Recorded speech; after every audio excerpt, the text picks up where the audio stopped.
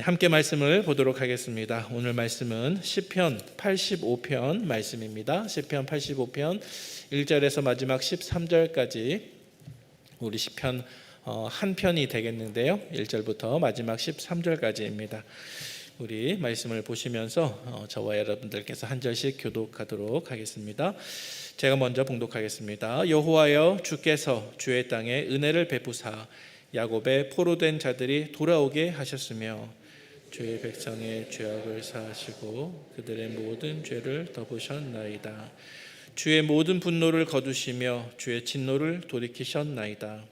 우리 구원의 하나님이여, 우리를 돌이키시고 우리에게 향하신 주의 분노를 거두소서. 주께서 우리에게 영원히 노하시며 대대에 진노하시겠나이까? 주께서 우리를 다시 살리사 주의 백성이 주를 기뻐하도록 하지 아니하시겠나이까? 여호와여, 주의 인자하심을 우리에게 보이시며 주의 구원을 우리에게 주소서. 내가 하나님 여호와께서 하실 말씀을 들으리니 무릇 그의 백성 그의 성도들에게 화평을 말씀하실 것이라. 그들은 다시 어리석은 대로 돌아가지 말지로다. 진실로 그의 구원이 그를 경외하는 자에게 가까우니 영광이 우리 땅에 머무르리이다. 인애와 진리가 같이 만나고 의와 화평이 서로 입맞추었으며 진리는 땅에서 솟아나고 의는 하늘에서 굽어보도다. 여호와께서 좋은 것을 주시리니 우리 땅이 그 산물을 내리로다. 함께요. 의가 주의 앞에 앞서가며 주의 길을 닦으리로다. 아멘. 네. 오늘 함께 묵상하실 말씀은 시편 85편 전체 말씀입니다. 이 시편이 가지고 있는 주제가 있습니다. 그것은 현재 어두운 터널을 통과하고 있는 성도들에게 회복을 선언하시는 하나님입니다. 시편 85편이 우리에게 던져주는 중요한 질문이 있는데요. 그 질문은 바로 다음과 같습니다.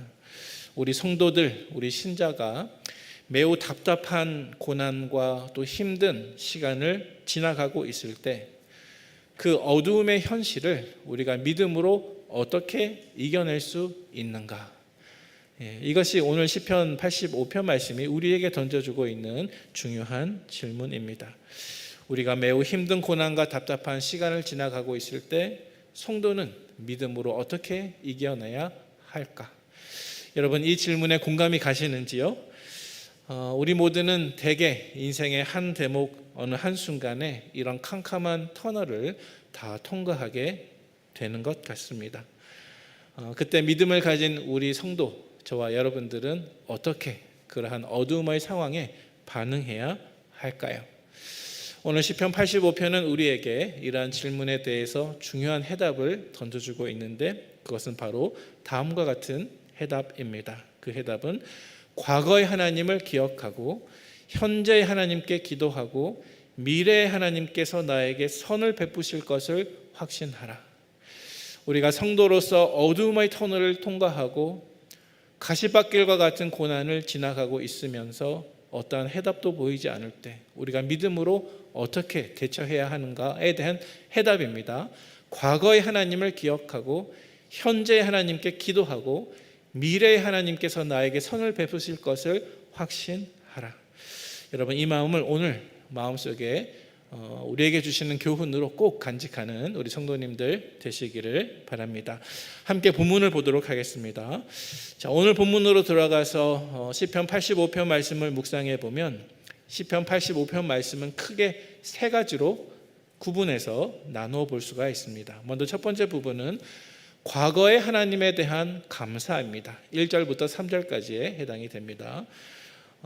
오늘 시편의 두 번째 부분은 현재의 하나님께 대한 기도입니다. 4절에서 7절까지에 해당이 됩니다. 그리고 마지막 세 번째 부분은 미래의 하나님께 대한 확신입니다. 미래의 하나님이 나의 기도에 응답하시고 나에게 좋은 것을 주시겠다고 하는 확신이 오늘 본문 가운데 기록되어 있는데 8절부터 마지막 13절까지의 그 내용이 등장하고 있습니다. 하나씩 같이 살펴보겠습니다. 먼저 첫 번째 부분입니다. 과거에 하나님께 대한 감사입니다. 1절부터 3절까지입니다. 자, 그런데 여러분, 우리가 함께 성경을 읽었습니다마는 특별히 1절, 2절, 3절 각 구절 하반절에 기록된 성경 구절의 동사의 시제를 한번 보시기 바랍니다. 자, 제가 한번 읽어보겠습니다. 1절 하반절에 이렇게 기록하고 있습니다. 포로된 자들이 돌아오게 하셨으며, 그리고 2절 하반절에 그들의 모든 죄를 덮으셨나이다. 또 3절 말씀을 보니까 하반절에 주의 진노를 돌이키셨나이다. 여러분, 동사의 시제를 보니까 과거, 현재, 미래 중에 어떤 시제가 쓰여지고 있습니까? 과거형이 쓰여지고 있죠. 하셨으며, 덮으셨나이다, 돌이키셨나이다, 모두 다 과거 시제로 기록되어 있습니다. 따라서 과거 사실에 대해서 말씀하고 있는 것입니다. 정확하게 오늘 본문이 어떤 과거 사실에 대해서 이야기하는지에 대해 성경학자들이 저마다 견해가 다 다릅니다. 어떤 성경학자들은 오늘 본문의 배경을 유다 백성들이 70년 포로 생활을 마치고 귀환하는 그 바벨론 포로 귀환 시대가 이 시편의 배경이다, 이렇게 설명하는 학자가 있고, 또 어떤 학자들은 또 다른 증거를 가지고 그럴 리가 없다, 다른 경우일 것이다, 이렇게 주장하기도 합니다. 우리가 정확하게 이 과거가 어떤 것인지 알 수는 없습니다. 하지만 그것은 별로 중요하지 않습니다. 저와 여러분들께서 이 말씀을 해석하실 때에는 이스라엘 역사에서 역사적인 사실로 일어났던 포로 귀환기를 한번 마음속에 가정하면서 해석해 보도록 하겠습니다. 여러분, 포로 귀환기 어떤 시대입니까? 이스라엘 12지파가 모두 범죄하고 하나님을 떠나서 하나님의 진노를 사게 되었습니다. 결국 북이스라엘은 아수르에, 또 남유다는 바벨론에 멸망을 당하게 되었습니다. 그래서 하나님께서 약속하신 가나안 땅에 살았던 12지파 사람들이 모두 다 죽거나 쫓겨나거나 살아있는 사람들은 적국의 포로로 잡혀가게 되었습니다. 성전은 무너졌고 성벽도 허물어졌습니다. 하나님의 백성으로서 살 소망이 다 끊어져 있는 그러한 형편이었습니다. 자, 그런데 오늘 시편에 보니까 그럼에도 불구하고 하나님께서는 하나님의 백성을 완전히 버리지 않으셨습니다. 어떻게 알 수 있습니까? 1절 말씀 눈으로 보시면 주께서 주의 땅에 은혜를 베푸사 포로된 자들이 돌아오게 하셨고, 또 2절 말씀에 보니까 백성들의 죄를 어떻게 하셨다고요? 사하시고 모든 죄를 어떻게 하셨습니까? 덮어주셨습니다. 또 3절 말씀에 어떻게 기록합니까? 죄로 인한 하나님의 분노를 거두시고 또 진노를 돌이켜 주셔서 다시 회복의 소망을 주신 것을 볼 수가 있습니다. 한마디로 불순종하고 패역한 자녀들을, 백성들이었지만 용서받을 수 없는 그들의 죄를 용서해 주시고 그들을 회복시켜 주시는 것입니다. 여러분, 이것이 과거에 베푸시는 하나님의 은혜 모습입니다.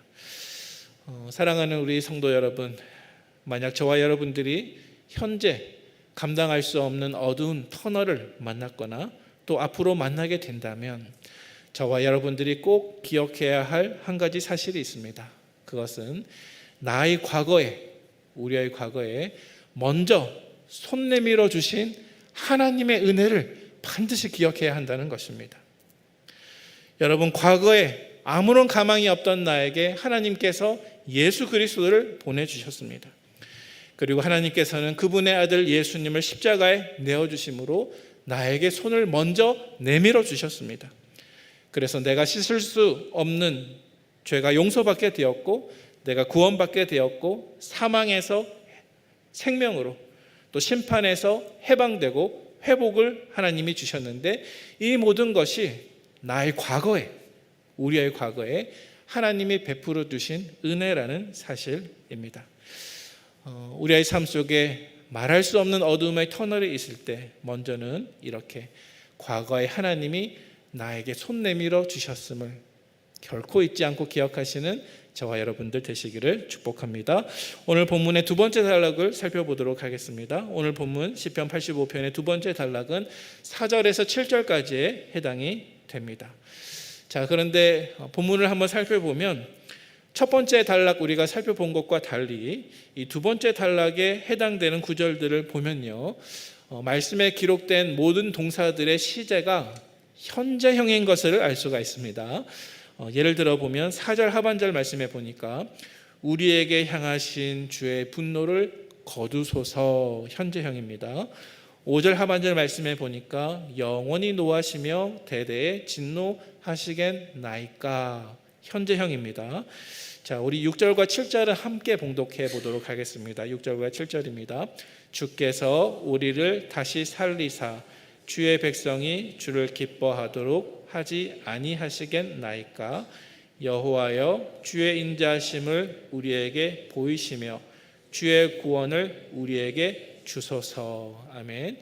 자, 주께서 우리를 다시 살리사, 현재형입니다. 7절에 주의 인자하심을 우리에게 보이시며, 현재형입니다.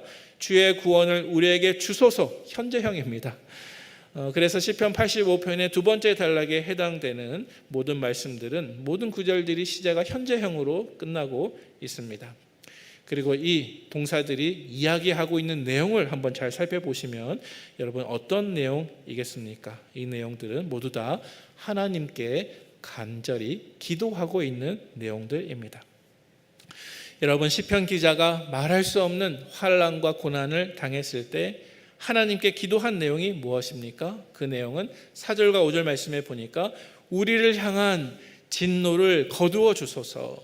6절 말씀에 보니까 주께서 우리를 다시 살리소서.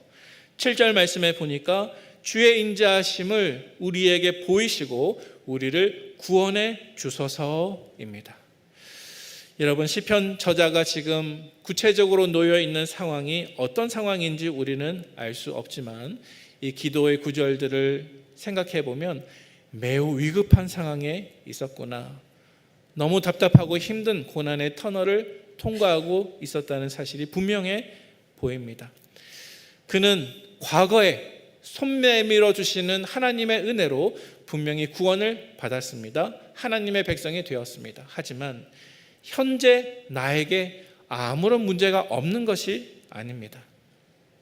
나는 하나님의 백성이고 하나님께 은혜를 받았지만 현재 나에게 갑자기 문제가 닥쳐오고 어느 순간 앞이 캄캄해지는 돌발 상황이 발생하고 감당할 수 없는 위기가 생기게 된다는 것입니다. 마치 수많은 적군 앞에 포로로 잡혀가는 것 같은 상황이 생기게 된다는 것이죠.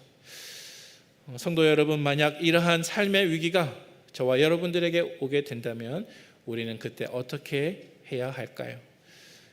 다른 방법은 없습니다. 우리는 시편 기자와 같이 하나님 앞에 엎드려야 합니다. 다시금 하나님의 구원하심을 위해서 기도해야 합니다. 다시 한번 우리에게 회복과 부흥을 달라고 간절히 기도해야 합니다. 현재의 하나님께 기도해야 한다는 것이죠. 그런데 여러분, 우리에게 고난이 닥쳐올 때 크게 두 가지 경우의 수가 있습니다. 때로는 나에게 닥쳐오는 고난과 어려움이 내 죄가 원인일 수가 있습니다. 또 두 번째로는 내 죄가 원인이 아닐 수도 있습니다. 왜냐하면 의인들도 고난을 당할 수 있기 때문에 그렇습니다.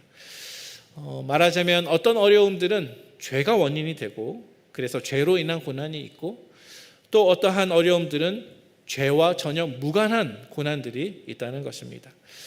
따라서 여러분의 삶 속에 어떤 고난이 닥쳐왔다고 해서 이것이 반드시 내 죄 때문이라고 성급하게 판단하지 마시기를 바랍니다. 모든 것이 내 죄 때문이라고 여기지 마시기를 바랍니다. 왜냐하면 죄와 무관하고 의인이 당하는 고난들도 얼마든지 있기 때문에 그렇습니다.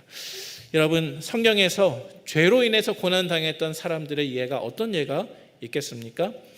요나가 생각이 났습니다. 요나가 하나님의 명령을 받고 니느웨로 가야 되는데 말씀을 전하지 않고 정반대 방향인 다시스로 도망쳐 버렸습니다. 불순종한 것이죠. 죄가 발생한 것이죠. 어떻게 되었습니까? 그는 다시스로 가는 배를 탔지만 풍랑이 일어나게 되고 깊은 바다 밑으로 던져지게 됩니다. 그리고 물고기에게 삼켜지게 됩니다. 고난입니다. 죄 때문에 닥쳐온 고난이죠. 여러분, 또 다른 예들이 성경에 얼마든지 많이 있습니다. 다윗의 예를 보시기 바랍니다. 다윗이 밧세바와 간음하기 위해서 우리아를 죽였습니다. 그리고 밧세바와 간음을 저질렀습니다. 하나님이 나단 선지자를 보내셔서 책망하십니다. 불순종한 것입니다. 죄가 발생했습니다. 그리고 어떻게 되었습니까? 밧세바와 다윗 사이에 아이가 잉태하게 되었는데 그 아이가 죽게 됩니다. 그리고 나단 선지자를 통해서 네가 우리아를 죽였으므로 칼이 너희 집에서 떠나지 않게 되리라. 그러한 말씀을 주님께 듣게 됩니다. 그래서 이후에 다윗의 삶을 보면 자기 아들 압살롬이 그를 반역하고 형제가 형제를 죽이고 아들이 아버지에게 칼을 내미는 등 많은 고난이 뒤따라오는 것을 우리가 볼 수가 있습니다. 죄로 인한 고난입니다. 하지만 여러분, 요나가 회개할 때, 다윗이 회개할 때 하나님께서는 이 두 사람 모두에게 자비를 베풀어 주셨고 그의 죄를 용서하시고 회복시켜 주셨습니다. 여러분, 두 번째로 성경에서 죄 때문이 아니라 죄와 전혀 무관한 어려움을 만난 사람들도 많이 있습니다. 대표적으로 누가 생각나십니까? 아마 욥이 생각이 나실 것입니다. 욥. 구약 성경에서 욥은 분명히 의로운 사람입니다. 하지만 그는 하나님의 주권적인 다스림 아래에서 수많은 깊은 고난을 받게 되었습니다.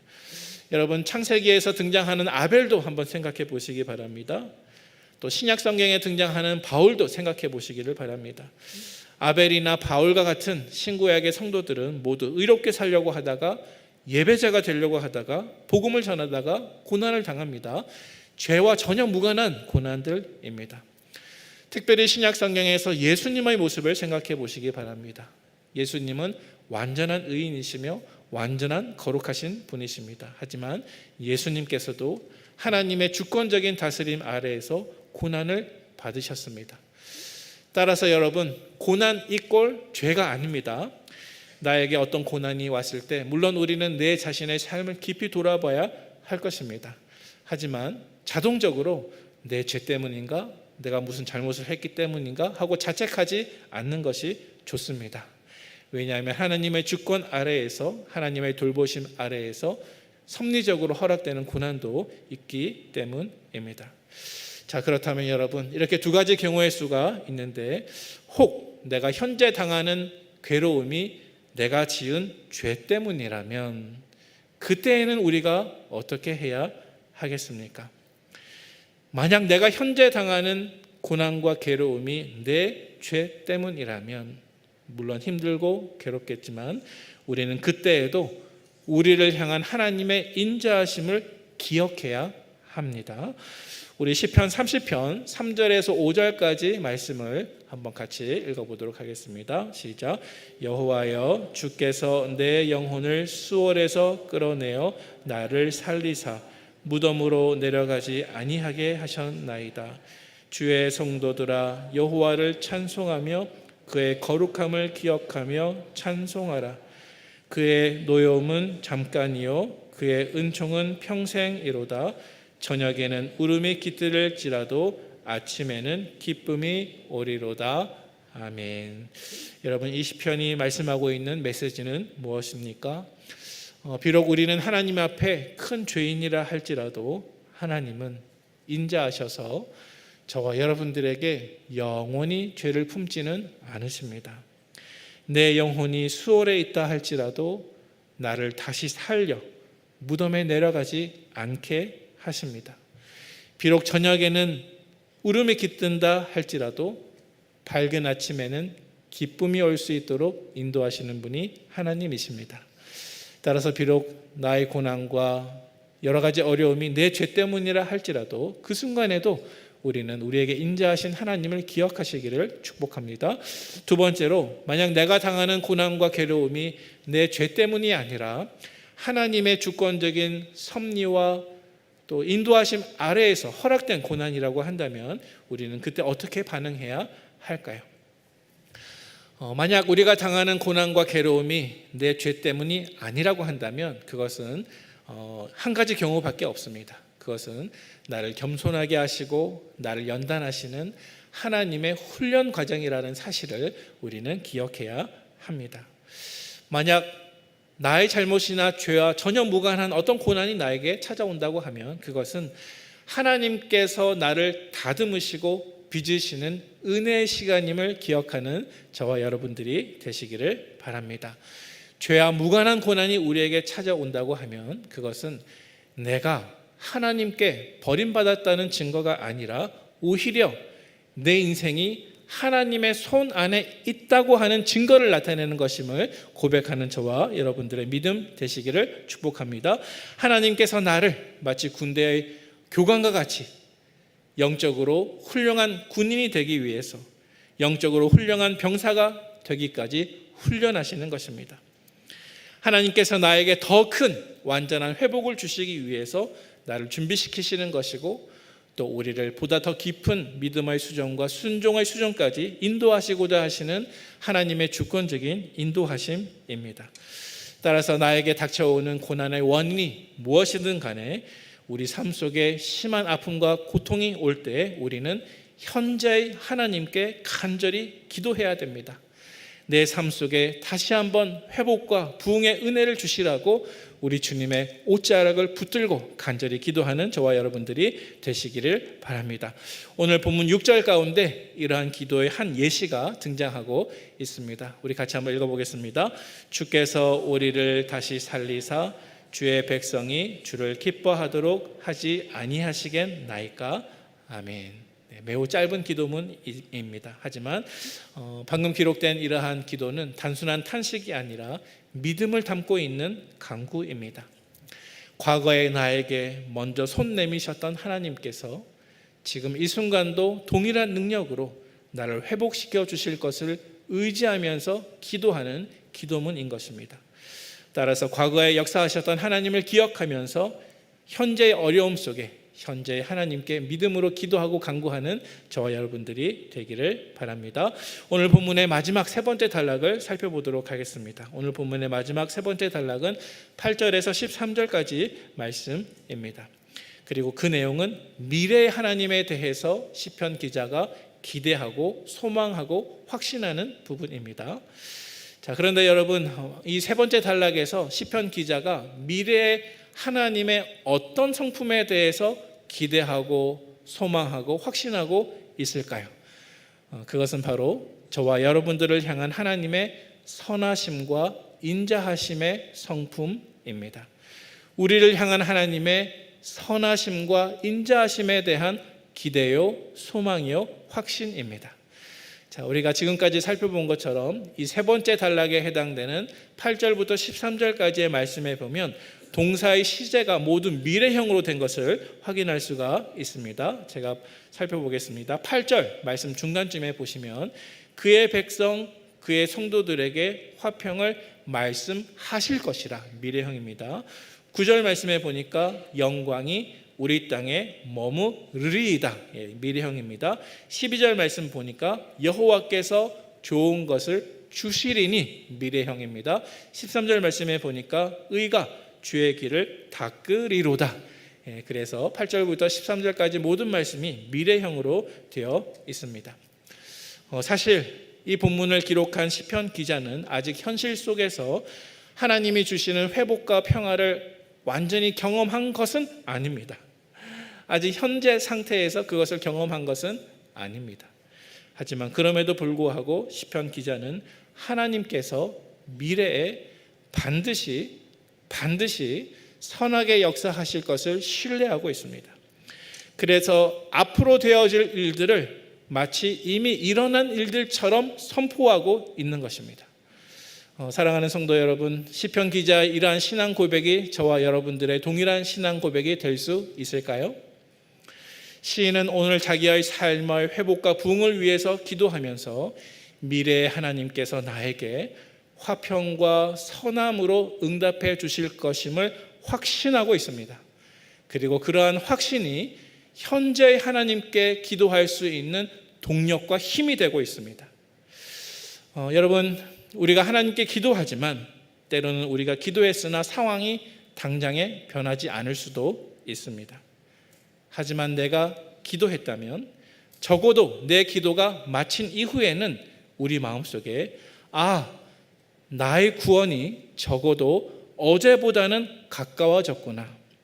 선하시고 인자하신 하나님께서 내일은 반드시 응답해 주시겠구나, 이것을 확신할 수 있는 저와 여러분들의 믿음이 되시기를 바랍니다. 하나님은 알파와 오메가이십니다. 어제도 선하셨고 오늘도 선하시고 내일도 선하신 하나님이십니다. 따라서 우리의 현실이 너무나 어둡고 앞이 보이지 않을 만큼 불확실하다 해도 여전히 하나님의 길을 따라서 믿음으로 걷는 사람들에게는 하나님의 구원이 가까이 왔음을 9절 말씀이 이렇게 선포하고 있습니다. 우리 9절 말씀 다 같이 마지막으로 함께 읽도록 하겠습니다. 진실로 그의 구원이 그를 경외하는 자에게 가까우니 영광이 우리 땅에 머무리리이다. 아멘. 여러분, 9절은 이렇게 말씀하고 있습니다. 상반절에 진실로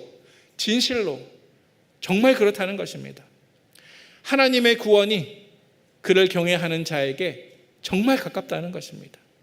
하반절에 영광이 우리에게 머무르리이다. 여러분, 이것은 단순한 막연한 자기 위로가 아닙니다.